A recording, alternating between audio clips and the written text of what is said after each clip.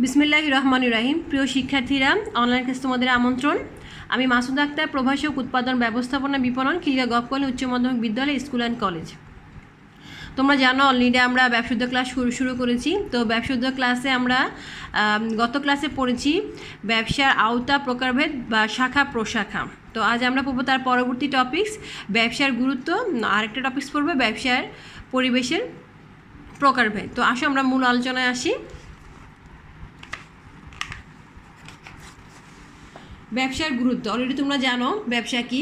ব্যবসা হচ্ছে মুনাফা অর্জনের উদ্দেশ্যে বৈধ অর্থনৈতিক সকল কর্মকাণ্ডকে বলা হয় ব্যবসা। আর যেই কাজের মধ্যে তোমার মুনাফা অর্জিত হবে সেটাই হচ্ছে তোমার ব্যবসা। আর যেই কাজে জনকল্যাণমূলক কাজে ব্যয় হবে সেটা কখনোই ব্যবসা হবে না। ঠিক আছে, তো আসো ব্যবসার গুরুত্ব।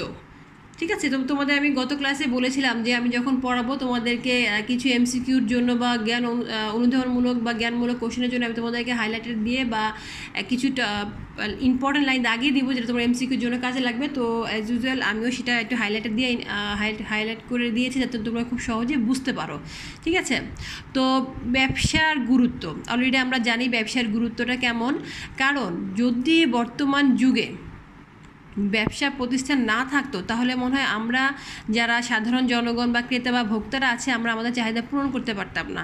ঠিক আছে, ব্যবসার মাধ্যমেই কিন্তু আমাদের এসব প্রয়োজন চাহিদা অভাব পূরণ হচ্ছে। কারণ ব্যবসার উৎপত্তির মূলই ছিল মানুষের অভাববোধ। এই অভাববোধ থেকেই ব্যবসার উৎপত্তি হয়েছে।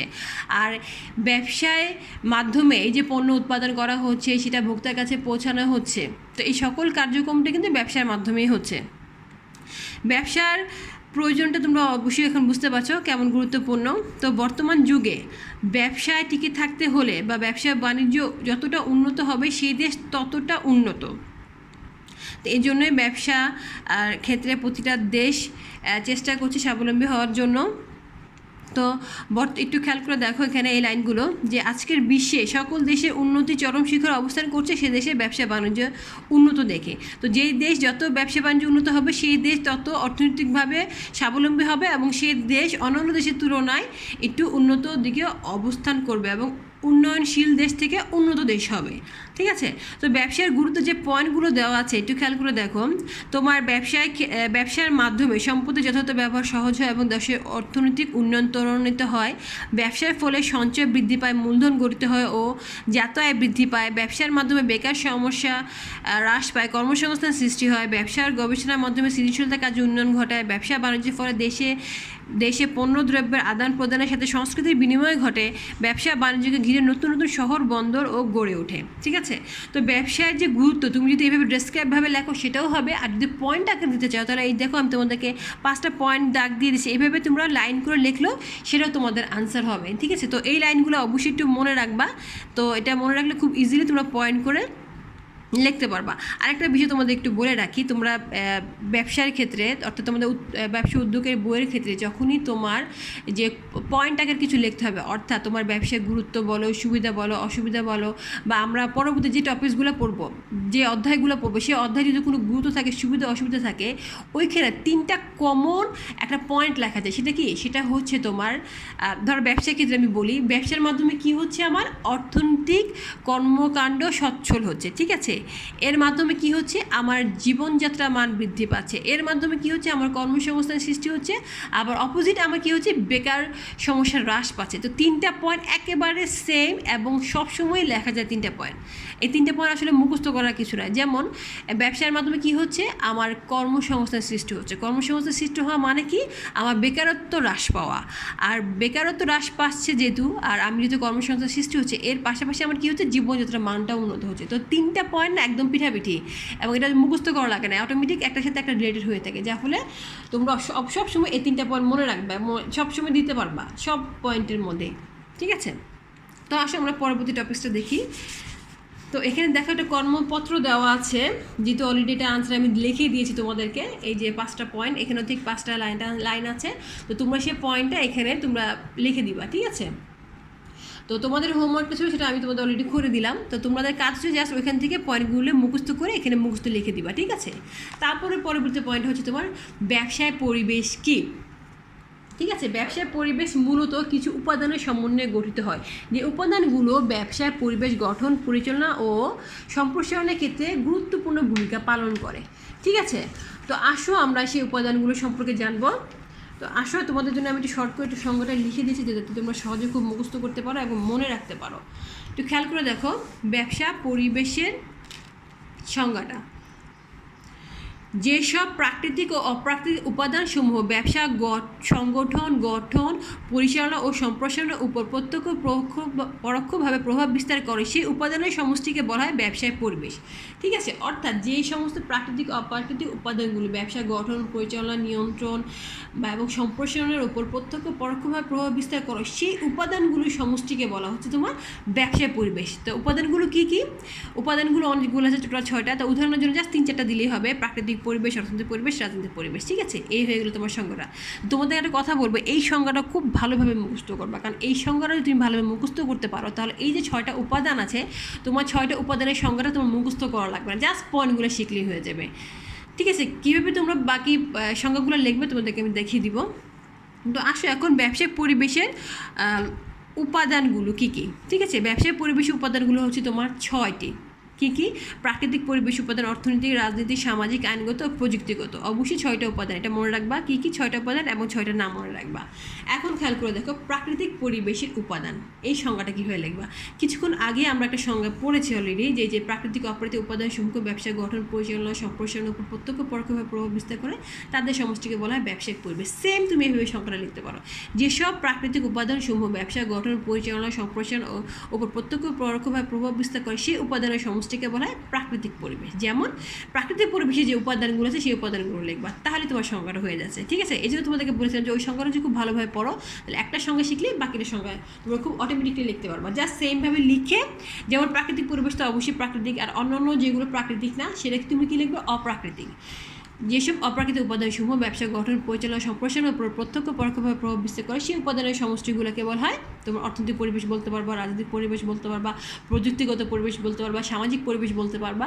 আর কাজটা হবে উদাহরণগুলো তোমাদের সে যে পয়েন্টগুলো দেওয়া থাকবে সেই পয়েন্টগুলো লিখে ফেলবা। ঠিক আছে, সে পয়েন্ট বলতে কোনগুলো? এই হচ্ছে সে পয়েন্টগুলো, খেয়াল করে দেখো, এই যে পয়েন্টগুলো। ঠিক আছে, তো আসো আমি পরবর্তী আরেকটা সংজ্ঞা আরেকটাভাবে লেখা যায় সেটা তোমাদেরকে দেখিয়ে দেয়। এই হচ্ছে তোমার অর্থনৈতিক পরিবেশ। এই যে তোমাদেরকে যে পয়েন্টগুলো দেখালাম কিছুক্ষণ আগে, এই যে পয়েন্টগুলো, এই পয়েন্টগুলোকে ব্যবহার করে সেটা কিভাবে, এখানে যেমন আমরা উদাহরণগুলো পরে দিয়েছিলাম, তো এই পরবর্তী সংজ্ঞায় উদাহরণগুলো প্রথমে দিবা।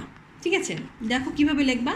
সেটা হচ্ছে মূলধন, অর্থ, ব্যাংকিং, সঞ্চয়, উৎপাদন,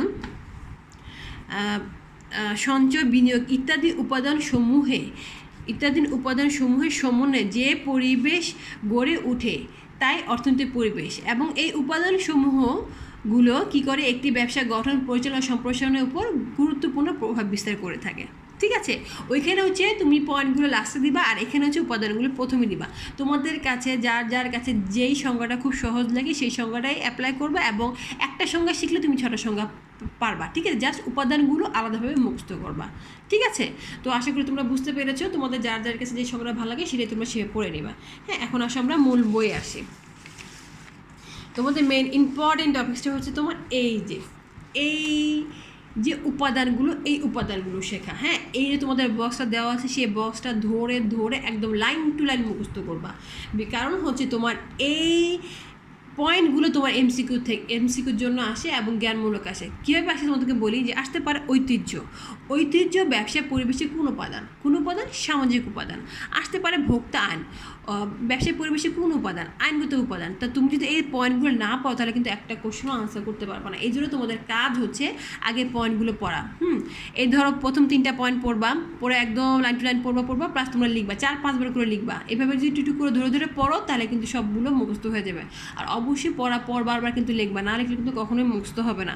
তোমাদের কাজ হচ্ছে এই অধ্যায়ের ব্যবসায় পরিবেশের প্রকারভেদে শিখতে হলে অবশ্যই আগে এই পয়েন্টগুলো পড়বা, তারপর এটা সংজ্ঞাগুলো পড়তে যাবা। কারণ অসংখ্যগুলো দেখছো যে খুবই ইজি, জাস্ট একটা সংজ্ঞা শিখলেই সবগুলো 6টা সংজ্ঞায় পারা যায়। তো সংজ্ঞাটা মেন ফ্যাক্ট না, মেন ফ্যাক্ট তোমার হচ্ছে উপাদানগুলো শেখা। ঠিক আছে, দেখো প্রাকৃতিক পরিবেশ উপাদানগুলো জলবায়ু, ভূমি, প্রাকৃতিক সম্পদ, অর্থনৈতিক হচ্ছে তোমার সঞ্চয়, বিনিয়োগ, সামাজিক পরিবেশগুলো জাতীয় ধর্মীয় বিশ্বাস, বক্তৃতা মনোভাব, রাজনৈতিক পরিবেশ হচ্ছে এগুলো, আইনগত পরিবেশ, বাণিজ্যিক আইন, শিল্প আইন, পরিবেশ সংরক্ষণ, ভোক্তা আইন, প্রযুক্তিগত পরিবেশ হচ্ছে প্রযুক্তিগত শিক্ষা, কারিগরি শিক্ষা, দক্ষতা, এই যে সাব পয়েন্টগুলো এগুলো, এটা আসলে বোঝালে কিছু না, জাস্ট তুমি এটা মুখস্থ করবা, ঠিক আছে? জাস্ট খেয়াল রাখবা যে কোনটা প্রযুক্তি পরিবেশের মধ্যে অন্তর্ভুক্ত, সেই পয়েন্টগুলো একটু খেয়াল রাখবা, কোনটা আইনগত পরিবেশের সাথে অন্তর্ভুক্ত সেই পয়েন্টগুলো খেয়াল রাখবা, কোনটা রাজনৈতিক পরিবেশের মধ্যে অন্তর্ভুক্ত হয় সেই পয়েন্টগুলো একটু খেয়াল রাখবা। যখন মুখস্থ করবা, মুখস্থ জাস্ট না দেখে মুখস্থ না, একটু বুঝে বুঝে মুখস্থ, যে এই উপাদানগুলো এই পরিবেশের সাথে রিলেটেড হতে পারে, ঠিক আছে? যেমন প্রাকৃতিক পরিবেশের উপাদানগুলি আমরা ইজিলি বুঝি, প্রাকৃতিক পরিবেশ ন্যাচারাল এনভায়রনমেন্ট যেটা, ঠিক না, যেটা আমরা নিজেরা তৈরি করতে পারি না, এটা জন্ম পৃথিবীর সৃষ্টির লগ্ন থেকে ছিল এবং এটা আমাদের তৈরি করা আমাদের হাতে না, এটা আল্লাহ ছাড়া কেউ তৈরি করতে পারে না, ঠিক আছে? তো সেটা হচ্ছে তোমার প্রাকৃতিক পরিবেশ। অর্থনৈতিক পরিবেশ সেটা আমরা সৃষ্টি করতে পারি, অপ্রাকৃতিক, এগুলো সবগুলি হচ্ছে তোমার অপ্রাকৃতিক। তো এটা তোমাদের উচিত, তোমাদের অবশ্যই কাজ হবে আগে ভালোভাবে মুখস্থ করে কয়েকবার লিখবা, তাহলে তোমাদের এটা পয়েন্টগুলো পড়া হয়ে যাবে, ঠিক আছে? আর এই পয়েন্টগুলোরই তোমার আরও কিছু এক্সট্রা পয়েন্ট আছে তোমাদের পরবর্তী পাতায়, সেটা একটু আমি হাইলাইট করে দিয়েছি যে এই পয়েন্টগুলো একটু মুখস্থ করবো তোমার এমসিকিউর জন্য, ঠিক আছে? এই যে দেখো এখানে প্রত্যেকটা আবার সংজ্ঞা আকারে দেওয়া আছে, তো এই সংজ্ঞাটা একটু কঠিন, তোমাদের একটু এলোমেলো লাগতে পারে, এই জন্য আমি তোমাদের একটু লিখে লিখে বুঝিয়ে দিয়েছি কীভাবে সংজ্ঞাটা পড়বা। তারপর যদি তোমাদের এটা ভালো লাগে তোমরা এটা পড়ে নিবা, ঠিক আছে, যার কাছে যেটা ভালো লাগে। তো প্রাকৃতিক পরিবেশ উপাদান এখানে দেখো হাইলাইট করে দিয়ে দিচ্ছি কয়েকটি উপাদান, এই উপাদানগুলো আবার একটু ভালো করে মুখস্থ করে নিবা। অর্থনৈতিক ক্ষেত্রে এই যেখানে হাইলাইট করে দিয়েছি এই উপাদানগুলো একটু ভালো করে পড়ে নিবা। সামাজিক ক্ষেত্রে এই উপাদানগুলো একটু ভালো করে পড়ে নিবা। ওগুলো তো বক্সটা পড়বো, বক্সগুলো পড়ার পাশাপাশি এগুলো একটু ভালো করে মুখস্থ করে নিবা, ঠিক আছে? তাহলে তোমাদের পয়েন্টটাও একটু বাড়বে এবং যখন এমসিকিউ আসবে এখান থেকে তখন তোমরা ইজিলি এগুলো আনসার করতে পারবা, ঠিক আছে? তো আশা করি তোমরা বুঝতে পেরেছো, এভাবে একটু পড়ে নিবা। আর এখানে একটা কর্মপত্র আছে যে তোমার এলাকায় পরিবেশে কোন কোন উপাদান ব্যবসার জন্য অনুকূল বা প্রতিকূল মতামত দাও, ঠিক আছে? তো এখানে দেখো লেখা আছে জলবায়ু, বিদ্যুৎ, ভূমি, গ্যাস। তো তুমি খেয়াল করবা জলবায়ু কী উপাদান? প্রাকৃতিক উপাদান। তো এই উপাদানটা তোমার যে বাসার আশেপাশে যে ব্যবসাটা আছে সেটার জন্য কি অনুকূল না প্রতিকূল, ঠিক আছে? ওইভাবে বুঝে বুঝে জাস্ট একটু লিখে ফেলবা। তো আসো আমরা একটা টপিক্সে যাই, সেটা হচ্ছে তোমার এমসিকিউর জন্য খুব খুব ইম্পর্ট্যান্ট, অনলি এমসিকিউর জন্য, ঠিক আছে? এই জন্য আমি একটু হাইলাইটার দিয়ে তোমাদের একটু দেখিয়ে দিচ্ছি, এটা জাস্ট এমসিকিউর জন্য পড়বা। খেয়াল করে দেখো এমসিকিউ আর অনুধাবনমূলকের জন্য খেয়াল করে দেখো। এটা হচ্ছে বাংলাদেশের ব্যবসায়িক পরিবেশটা কেমন ছিল সেটা জন্মসূত্র এবং বাংলাদেশের ব্যবসায়িক পরিবেশ কোন কোন ক্ষেত্রে বেশি সুনাম অর্জন করেছিল এবং সারা বিশ্বে সেই সুনামটা ছড়িয়ে পড়েছিল এবং সেটা ঐতিহ্য বহন করে আছে, আগেও ছিল এবং এখনও আছে, সেই বিষয়গুলো আমরা একটু পড়বো, ঠিক আছে? বাংলাদেশ হচ্ছে একটি কৃষি নির্ভরশীল উন্নয়নশীল দেশ। অবশ্য দেশের অর্থনীতিতে বাংলাদেশে তথা শিল্প ও বাণিজ্যের অবদান প্রতি বছরই বেড়ে চলেছে। এককালে এই অঞ্চলে ব্যবসা বাণিজ্য সারা বিশ্বে বিখ্যাত ছিল। তো খেয়াল করে দেখো কী কী ক্ষেত্রে বিশ্ববিখ্যাত ছিল সেটা খেয়াল করে দেখো। ব্যবসা বাণিজ্যে প্রসিদ্ধ স্থান হিসেবে বিশেষ করে মসলিন কাপড়ের জন্য সোনারগাঁও। মসলিন কাপড়ের জন্য প্রসিদ্ধতম স্থানটা কোথায় ছিল? সোনারগাঁও। আর সমুদ্র বন্দর ও জাহাজ নির্মাণের জন্য প্রসিদ্ধ বা সুনামের অঞ্চলটা ছিল কি, কোনটা এলাকা ছিল? সেটা ছিল চট্টগ্রাম, ঠিক আছে? তো মুসলিম কাপড় ছিল সোনারগাঁয়ের জন্য আর সমুদ্র বন্দর ও জাহাজ নির্মাণের জন্য ছিল চট্টগ্রাম। এই দুটি স্থান ছিল সারা বিশ্বে ছড়িয়ে পড়েছিল এবং ঠিক আছে। তো সোনারগাঁয়ের আশেপাশে এলাকা থেকেও যেমন কাপড় তৈরি হতো এবং সেই কাপড় রপ্তানি হতো কোথায়? ইউরোপ ও আফ্রিকাতে। এমসিকিউ এভাবে আসতে পারে যে সোনারগাঁয়ের মুসলিম কাপড়টা কোন কোন এলাকায় এক্সপোর্ট হতো, রপ্তানি হতো, সেটা হচ্ছে কি ইউরোপ ও আমেরিকার বিভিন্ন দেশে। তারপরে হচ্ছে ইতিহাস বিখ্যাত। খেয়াল করে এই যে মুসলিম কাপড়টা, সেই মুসলিম কাপড়টার সাথে প্রতিযোগিতা চলতে হতো ইতিহাস বিখ্যাত ত্রাম্যলিপি ও সপ্তগ্রামের সাথে। তো এই পয়েন্টগুলো এটা মনে রাখবা যে মুসলিম কাপড় প্রতিযোগিতায় কারা কারা ছিল, সেটা হচ্ছে ইতিহাস বিখ্যাত ত্রাম্যলিপি ও সপ্তগ্রামের সাথে ঘোর প্রতিযোগিতা চলতো। এই অঞ্চলে বাণিজ্য খ্যাতি প্রাচ্যর দেশ ছড়িয়ে সুদূর ইউরোপ পর্যন্ত পৌঁছেছিল। খ্রিস্ট 1600 শতাব্দীতে পর্তুগিজরা এসে বাণিজ্য করতে আরম্ভ করতো। কখন? খ্রিস্ট 1600 শতাব্দীতে কারা আসতো? পর্তুগিজরা আসতো, এসে কী করতো? তারা বাণিজ্য আরম্ভ করতো। এই যে পয়েন্ট এইভাবে কিন্তু তোমার এমসিকিউ আসতে পারে, ঠিক আছে? কারা আসতো? পর্তুগিজরা বাণিজ্য করতেছে কখন? খ্রিস্ট 1600 শতাব্দীতে। তো এইভাবে একটু ভেঙে ভেঙে পড়বা, এই জন্য তোমাদেরকে আমি দাগিয়ে দিয়েছি যাতে তোমরা খুব ইজিলি আইডেন্টিফাই করতে পারো এবং নিজের দাগের দিকে পড়তে পারো। তারপর হচ্ছে তারা সপ্তগ্রামকে কী বলতো? পোর্ট পিনিকিউ বলতো বা ক্ষুদ্র বন্দর বলতো। তিনটা নাম খেয়াল করো। ক্ষুদ্র বন্দর কাকে বলা হতো? কোন গ্রামকে? সপ্তগ্রামকে। আবার ইংলিশ নামটা কী ছিল? পোর্টো পিনিকিউনো, ঠিক আছে। আর চট্টগ্রামকে বলতো বৃহত্তম বন্দর, বা আরেকটা নাম হচ্ছে ইংলিশে পোর্ট গ্র্যান্ডো, ঠিক আছে। তো দেখো একটা মানে 3টা ওয়ার্ডে 3টা এমসিকিউ। চট্টগ্রামকে বলা হতো বৃহত্তম বন্দর, বা বৃহত্তম বন্দর কাকে বলা হতো? চট্টগ্রামকে। এবং ইংলিশ নামটা কী ছিল? পোর্ট গ্র্যান্ডো, ঠিক আছে। তারপর হচ্ছে তোমার এই যে চট্টগ্রামে হালিশহর পতেঙ্গা দেশীয় শিল্পীদের কর্তৃত্বে অনেকগুলো জাহাজ নির্মাণ কারখানা ছিল। তারপরে হচ্ছে ইতিহাসবিদ ইতিহাসবিদ ডব্লিউ হান্টারের মতে ওই সকল জাহাজ নির্মাণ কারখানা 1875 খ্রিস্টাব্দ পর্যন্ত নিজেদের প্রভাব অক্ষুণ্ণ রাখতে সক্ষম হয়েছিল। এই যে তোমার যে জাহাজ কারখানা ছিল চট্টগ্রামে, সপ্তগ্রামে, তো তারা ইতিহাসবিদ ডব্লিউ হান্টারের মতে ওই সকল জাহাজ নির্মাণ কারখানা 1875 খ্রিস্টাব্দ পর্যন্ত নিজেদের প্রভাব অক্ষুণ্ণ রাখতে সক্ষম হয়েছিল। অর্থাৎ পরবর্তীতে তারা সেই সুনামটা ধরে রাখতে পারে না, এই জন্য আস্তে আস্তে সেটা কমে গিয়েছিল। এখনও আছে, বাট তখনকার মতো অত প্রভাবটা এখন খাটাতে পারে না, ঠিক আছে। তো এই যে মতামতটা দিয়েছে, কে দিয়েছে? ডব্লিউ হান্টার, ঠিক আছে। উনি কত সালে কথা বলেছিলেন? 1875 খ্রিস্টাব্দ পর্যন্ত এইটার অভাবটা মানে প্রভাবটা অক্ষুণ্ণ রাখতে পেরেছিল। তো এই যে বক্সটা, এটা তোমার এমসিকিউর জন্য খুব ইম্পর্টেন্ট, ঠিক আছে।